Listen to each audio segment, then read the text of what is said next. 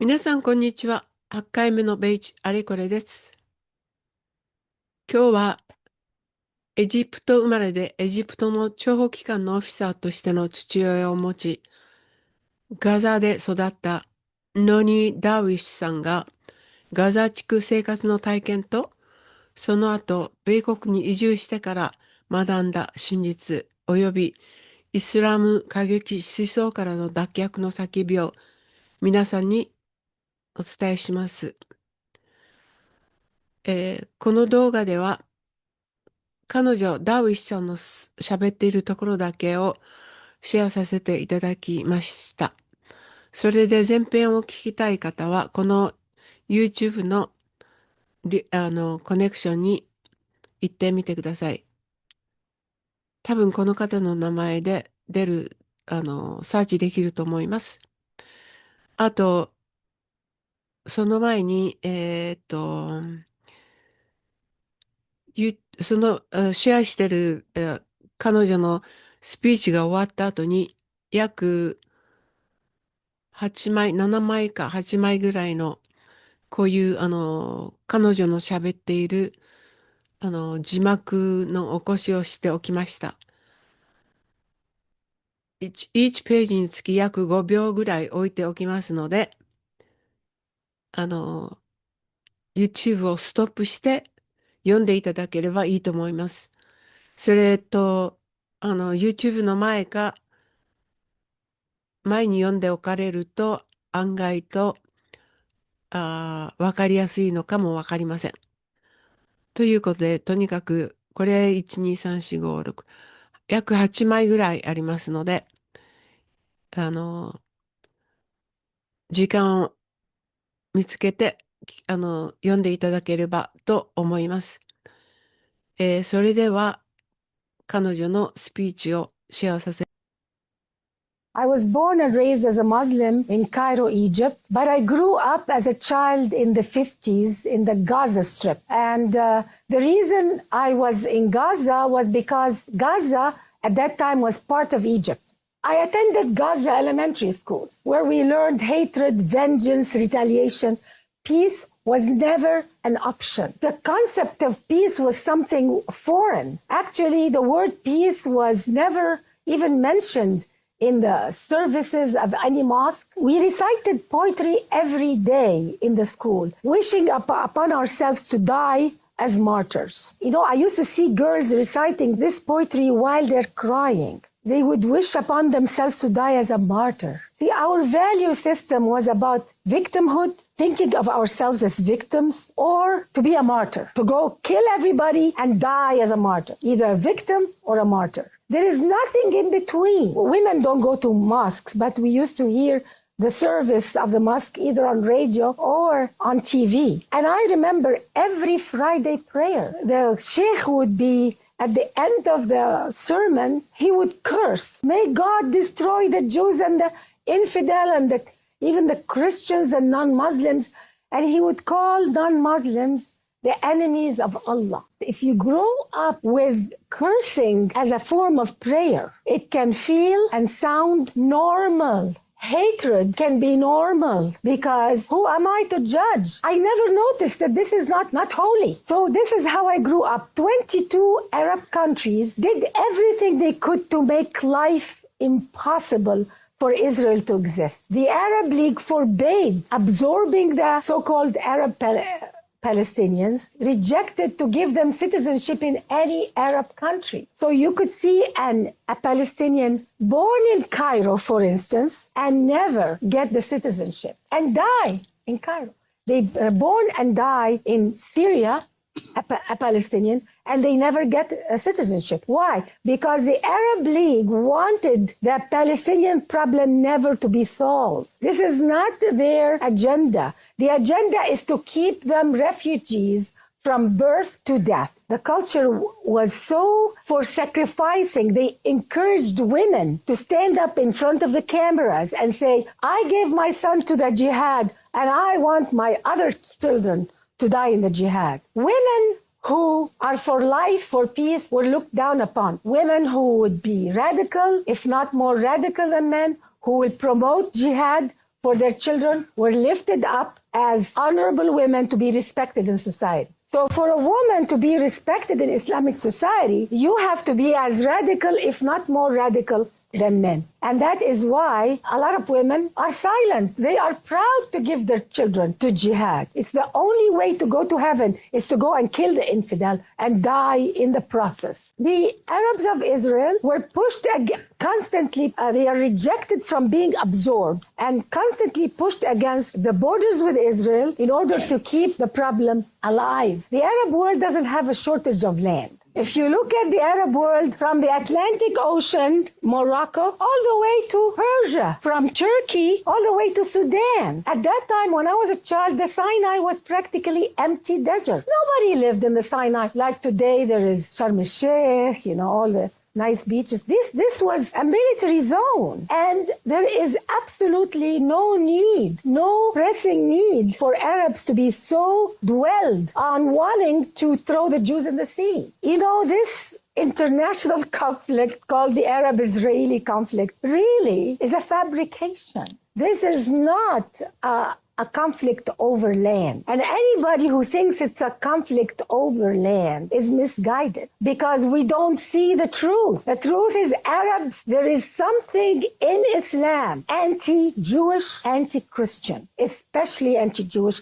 and I will tell you why. Those people calling themselves Palestinians who live in the Gaza and the West Bank are the pawns of the Arab world. I don't believe that they care about their happiness or welfare. They are set up to live a miserable life on purpose in order to show the world that we're victims. Do you think Saudi Arabia, with all the money they have, the Gulf countries, all these oil money, they can't give them good roads and good homes and good police and turn it into a productive area of the Middle East? They can, but that is not their objective. There is a hidden objective, and I don't understand why Western culture doesn't get it, why Western media doesn't get it. It's so obvious. So the unemployed people in Gaza and the West Bank, all this high unemployment, where do they go to work? Do they stand on the border of Egypt to get a job? Do they stand on the border of Syria or Jordan? No, they line up on the borders of Israel, the very people they are supposed to kill. It's a very unnatural way of living, and nobody sees it. But they go and blame Israel. They compare the living standard of the West Bank and Gaza with Israel, a democracy, the only democracy in the Middle East. Why don't they compare the living conditions of Gaza and the West Bank with Egypt, with Syria, with Jordan? And if they do, they will find that the standard of living is even higher than many areas of the Arab world. But Western media are too lazy to compare apples with apples. They want to compare apples and oranges. I don't know, how can I call Western media ignorant?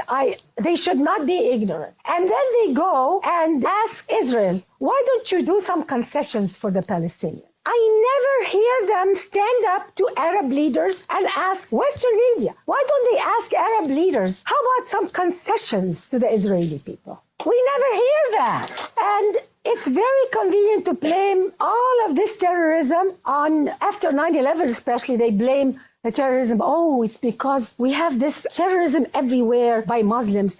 It's all because of the occupation. If it wasn't for the occupation of Gaza, if it's not for the occupation of the West Bank, we wouldn't have a problem. The problem all is because of Israel. That's what they want to give the impression. And this is a big lie, because I lived in Gaza as a child, and I witnessed the terrorism against Israel before the occupation of Gaza and before the occupation of the West Bank. And our media here doesn't even know that. There was terrorism against Israel before the occupation. So people who are Arabs who claim that they are doing terrorism now because they want freedom, democracy. No, there is no freedom and democracy in any Arab country, let alone the West Bank or Gaza. So we have to really call a spade now. This is too serious to just take all these lies and look the other way, because it's very, very hard to know the truth if you rely on Arab media,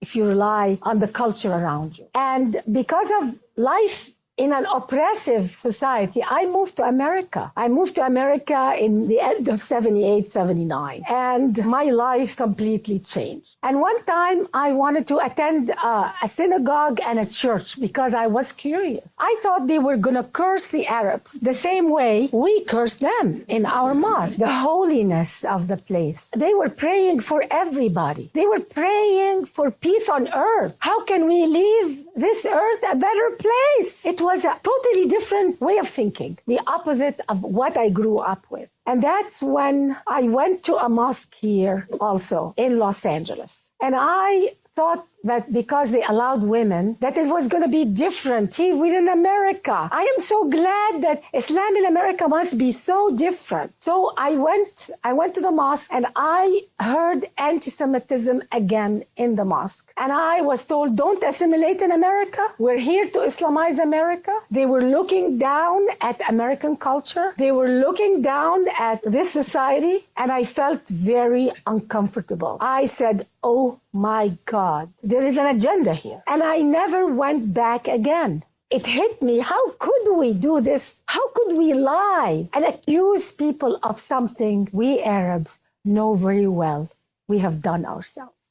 How could this happen? What kind of value system allows a person or allows a culture or a religion to lie and accuse their enemies of something that they know they've done themselves? They know that Osama bin Laden did that. They know that he was financed with Arab money, with oil money until today. How could they accuse the Jewish people of that? Look at the map of the Middle East. You can hardly see Israel. It's impossible to convince any person who has an IQ of a child that this problem is over the land called Israel. It's time for the West to understand this, because it's not just not good for Israel, it's not good for the Arab world. They are collapsing. A lot of people think that the Arab world is so strong and so powerful. It's rotting from the core, but they don't know. The religious leaders are telling them to continue the hate instead of telling them to repent and find the true God, the love and the friendship. In the eyes of many Muslims, in the eyes of Islam itself, Jews and non-Muslims, they call them the kafir, the infidels. They don't deserve the truth, they don't deserve justice, and they don't deserve mercy. How can this happen? And we accept it, and we don't say no. The Arab world will never have freedom and democracy when the hatred is number one, when the jihad is number one, when killing your enemy is number one, when you're fixated on lies and slander. You will never have peace and democracy. Nobody asks this question. Why all this lies and slander against the Jewish people, against America? They call America the great Satan and Israel the little Satan. Why? Do you know that on Syrian TV, on Arabic TV, on Egyptian TV, the constant day and night lies about the Jewish people is unbelievable. There was a show that was saying, and in it was not just religious leaders, some of them were scientists, Arab scientists, saying that, oh, do you know why Israel went to Haiti to help with the earthquake? You know why? Because Israel really wanted to harvest the organs of the Haitian people. These are the intelligentsia of the Arab world. When the intellectuals of the Arab world say that, what do you expect from the man on the street? And you wonder why they hate? Because day in and day out they are told this. I was told horrific things about the Jewish people. It took me years to extract it out of my mind, my heart, and my consciousness. ダーウィッシュさんのスピーチはいかがでしたでしょうか。とても強烈なあのスピーチだったと思います。それでは、彼女のスピーチの文字起こしを一応ご紹介しておきます。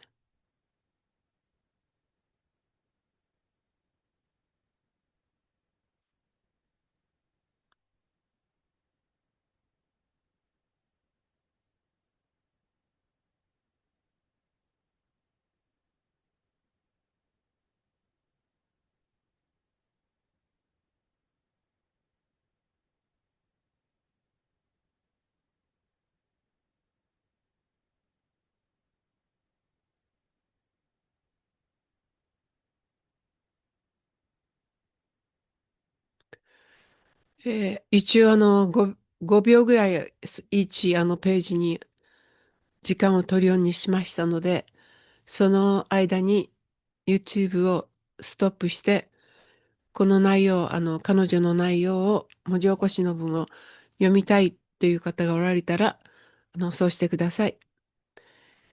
それから、前に、前の何番だったかなの YouTuber で、あの、Trucy TV っていうチャンネルを紹介したんですが、今日そのチャンネルの中で、今のイランの多分、閣僚か誰かわかりませんけれど、日本について話していたのをちょこっと耳にしたんですね。それでその人が確か言ってたのは、なんか6年間、過去6年以上かけて、膨大なお金を日本に流したんですって。その理由としては、日本を全部、イスラム化するためのお金だったらしいんですね。まあ、それが成功したかどうかっていうのは、今、私は日本に住んでいないのでわかりませんけれど、もしかしたらモスクとか、そういう場所がかなり増えているんじゃないかなと思ったりしています。まあ、とにかく、その今朝見た、ちょこっと聞いたそのビデオの部分を、見つけましたら、近いうちにまた、シェアさせていただきたいと思います。ということで皆様、今日はこれで終わります。良い一日をお過ごしください。そしてベイあれこれの登録といいねと拡散も何卒よろしくお願いいたします。それではまた次回まで。Have a wonderful day and thank you. See you soon. ありがとうございました。